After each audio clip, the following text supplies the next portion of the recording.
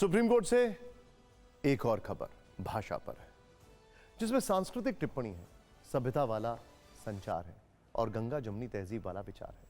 महाराष्ट्र के अकोला नगर परिषद के साइन बोर्ड पर उर्दू के इस्तेमाल को सर्वोच्च अदालत में चुनौती दी गई, जिसे खारिज करते हुए कोर्ट ने एकता, सभ्यता और संस्कृति वाले कई भाषाई संदेश दिए। यह साफ किया कि उर्दू कोई विदेशी भाषा नहीं है।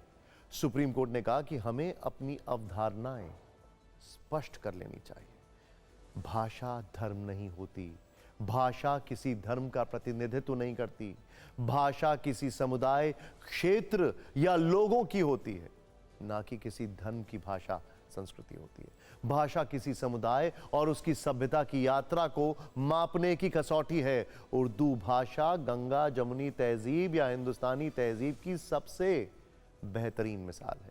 यह उत्तर और मध्य भारत के मैदानी क्षेत्रों की सांझी सांस्कृतिक विरासत है।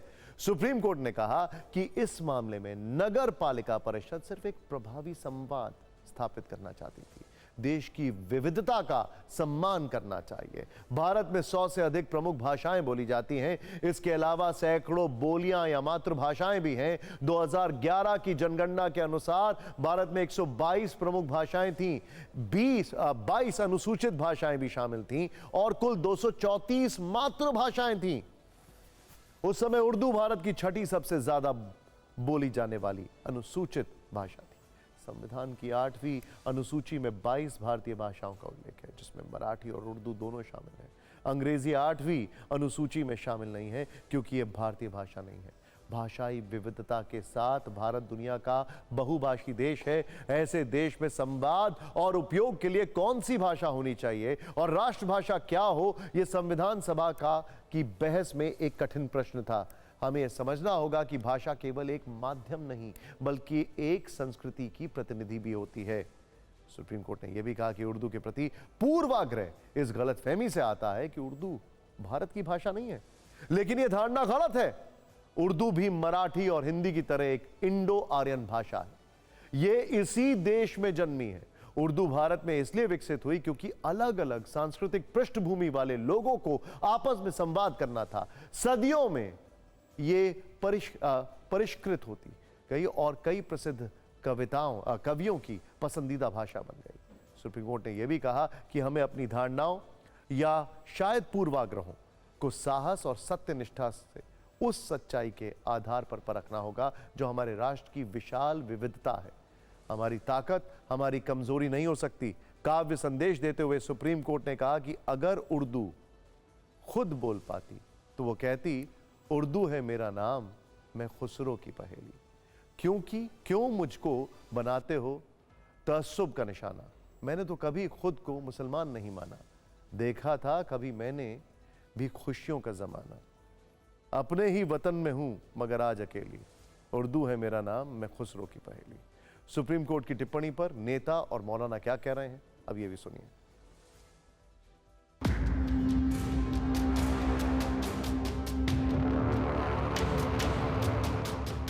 भारतीय जनता पार्टी, उनसे जुड़े हुए संगठन, उनसे जुड़े हुए लोग जो इसका दुष्प्रचार करते थे, उर्दू को लेके उस भाषा को विदेशी भाषा बताने का काम करते थे, उनको आज देश की सबसे बड़ी अदालत के फैसले के बाद झटका भी लगा होगा, क्योंकि वो लोग भाषा के माध्यम से हिंदू मुसलमान, मंदिर मस्जिद की राजनीति करना चाहते थे, बंटवारे की राजनीति करना चाहते थे। जी, उर्दू पूरी तरह से हिंदुस्तान की, भारत की भाषा है, भारत में उपजी हुई भाषा है, भारत में पली बढ़ी हुई भाषा है। अंतर सिर्फ इतना ही है कि उर्दू में अरबी और फारसी के मूल शब्द ज़्यादा है, हिंदी में संस्कृत के शब्द ज़्यादा है। अन्यथा दोनों की जो पृष्ठभूमि है या जो जननी है वो संस्कृत से ही निकलती है। इसके पहले बहुत सारे भाषाविदों का यह मानना है कि सौरसैनी, जो पूर्वी सौरसैनी है, उससे उर्दू जन्मती है। कुछ लोग कहते हैं कि ब्रज भाषा उर्दू की मातृभाषा के रूप में बनती है और वहाँ से उर्दू का जन्म होता है। कोर्ट का यह फैसला है कि तारीख़ी और ऐतिहासिक और हिस्टोरिकल फैसला खासकर उर्दू के नुक़्ते नज़र से, और ऑनरेबल जजेस ने जो ये बात कही है कि उर्दू इसी सरज़मीन की लैंग्वेज है, इसी सरज़मीन की भाषा है और इसकी हम सबको कदर करनी चाहिए। अब आपको 5 आधार बताते हैं जिनके जरिए सुप्रीम कोर्ट ने उर्दू के खिलाफ दाखिल याचिका खारिज कर दी।